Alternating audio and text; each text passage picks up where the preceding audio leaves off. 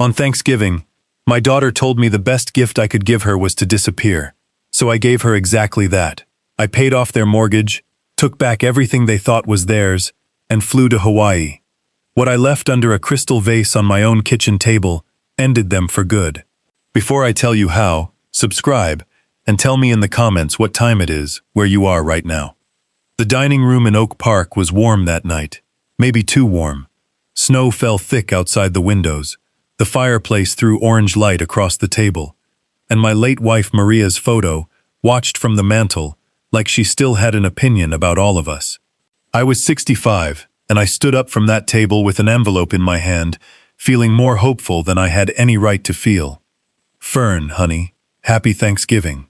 I passed her a check for $5,000, enough to clear the credit card debt she'd cried to me about at 2 in the morning last month. She didn't even look up from her phone. Her husband Vernon kept sawing at his turkey. Her son Alex stared at his screen. Her daughter Sophie picked at pie. Fern glanced at the number. That's it? Flat, like I'd handed her a receipt. Then she looked up, and her eyes were colder than the snow outside. You know what, Dad? The best gift would be when you're no longer around. The room seemed to stop. Vernon's knife froze mid-cut. Sophie's fork hung in the air.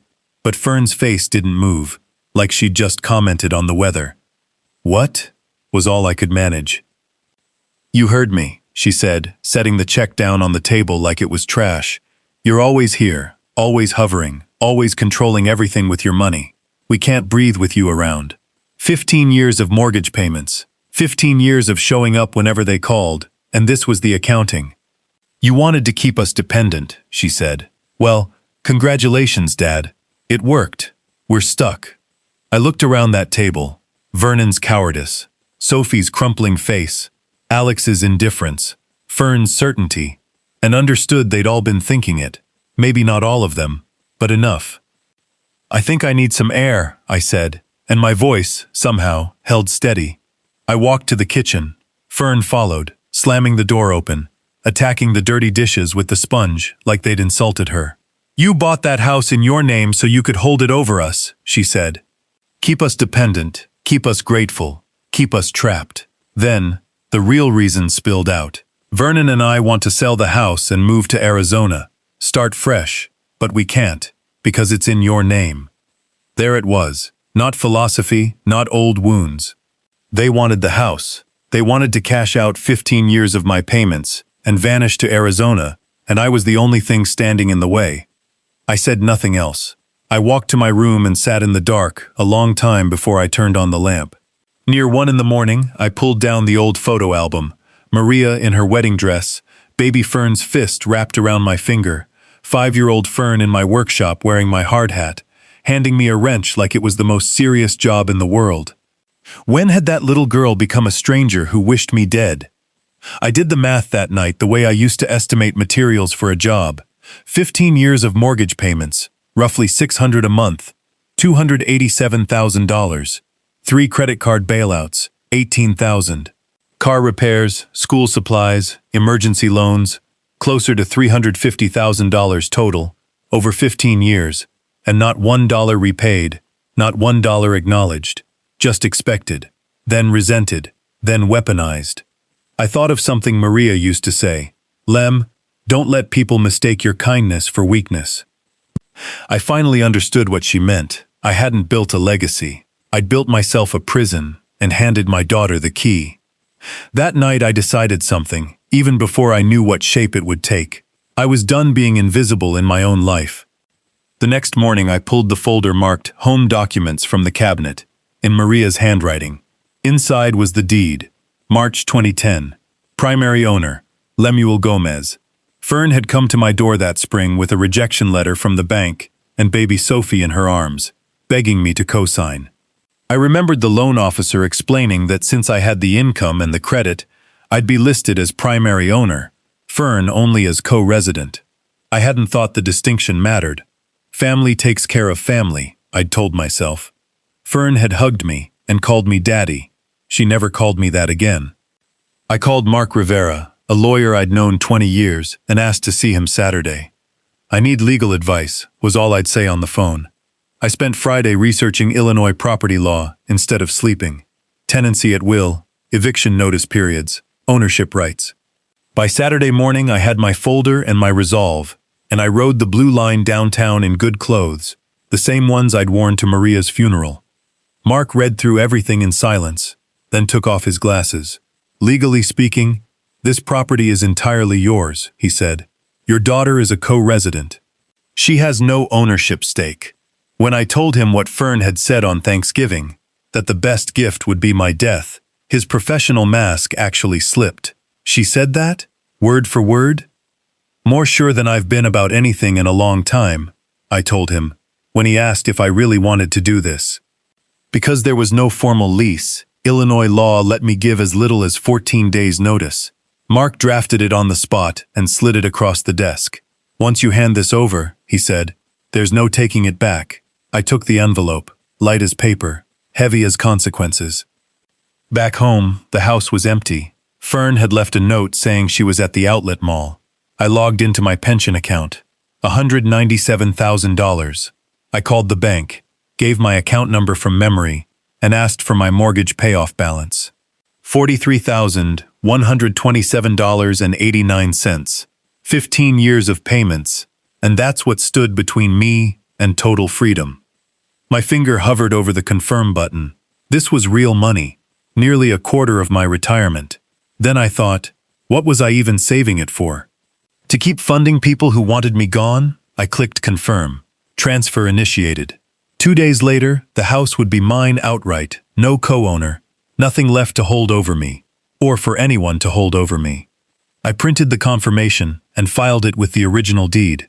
15 years, $287,000, undone with a single phone call and a login password. For the first time since Maria died, I felt like I was holding the cards instead of being played. Sunday, while the family slept off their shopping trip, I rode the train downtown alone and wandered Michigan Avenue in the cold. A travel agency window stopped me. A 6-foot poster of Waikiki Beach, turquoise water, palm trees, the words "Escape to Paradise" in yellow letters. Maria and I used to talk about going to Hawaii someday, just the two of us. No obligations. We never went. There was always something. This time, there was nothing stopping me. I walked in and booked a flight for 2 days later. Round trip, 2 weeks at a beachfront hotel on Waikiki, $1,800. Celebrating something? The agent asked. A new beginning, I told her. Monday, alone in the house, I wrote the note. It took 4 drafts to get the tone right. Not cruel, not soft, just final. Fern and Vernon, by the time you read this, I'll be gone. Not the way you wished on Thanksgiving, but gone from your life in a different way. I've paid off the mortgage. The house at 342 Oak Street is now entirely in my name. You have 14 days from today to vacate the property. I'll return on the 17th. This isn't cruelty, this is consequences. You wanted me gone. Now you're gone, but on my terms, not yours. I've spent 15 years sacrificing for you, and what I got in return was a wish for my death. I'm going to live my life now, the life I put on hold for you. Don't try to reach me. Lem Gomez. I folded it around the mortgage payoff document, sealed it, and slid it beneath Maria's crystal vase in the center of the kitchen table, the one place they'd have to move to see it. I packed a suitcase with 3 unworn Hawaiian shirts, sunscreen, and a paperback I'd always meant to read. I changed my voicemail. I'm away. Don't call. I'll contact you when I'm ready. I set my alarm for 5 a.m. I left before dawn on Tuesday, the house dark and silent behind me, the crystal vase catching the streetlight over the envelope no one had found yet. At the gate, I turned my phone off after checking it one last time.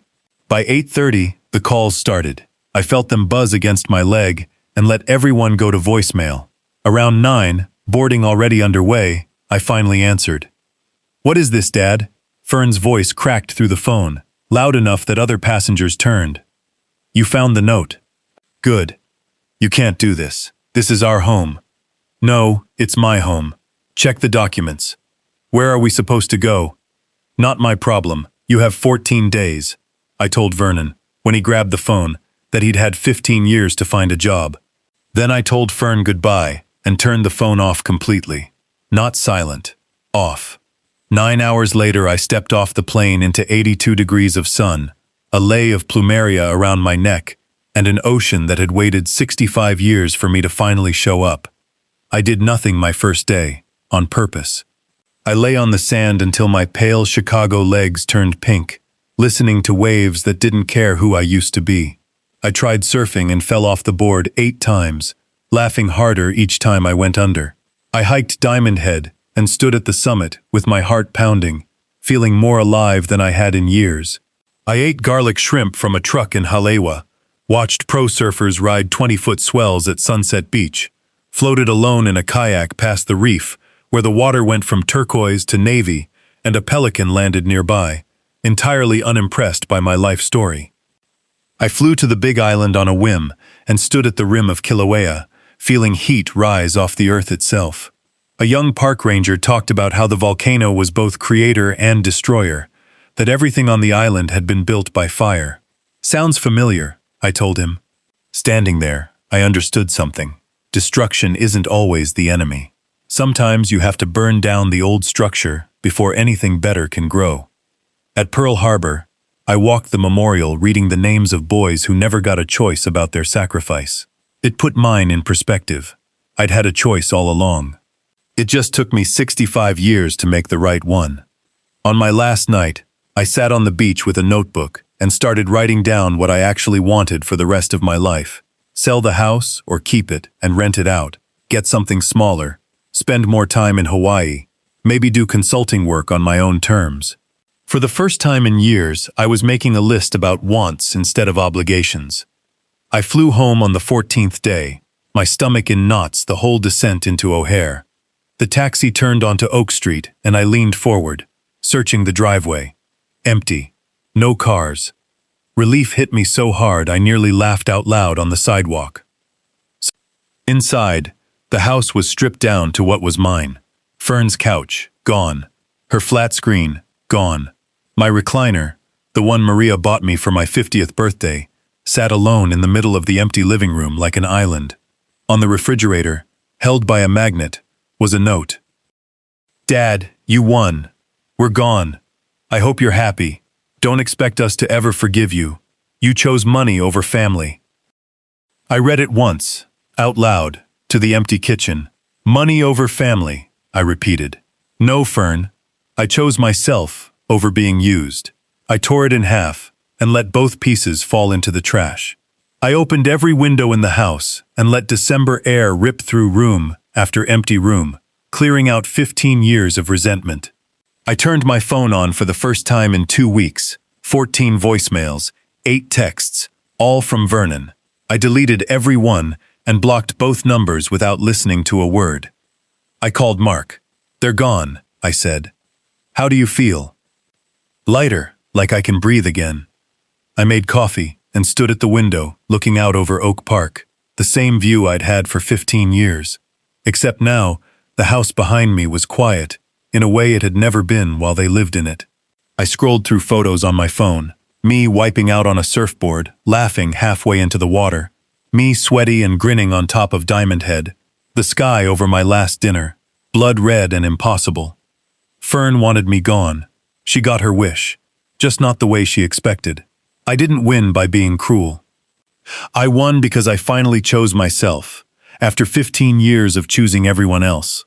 The house was empty. For the first time since Maria died, my life wasn't. If this story hit you, like the video, subscribe to the channel, and tell me in the comments, would you have done the same thing?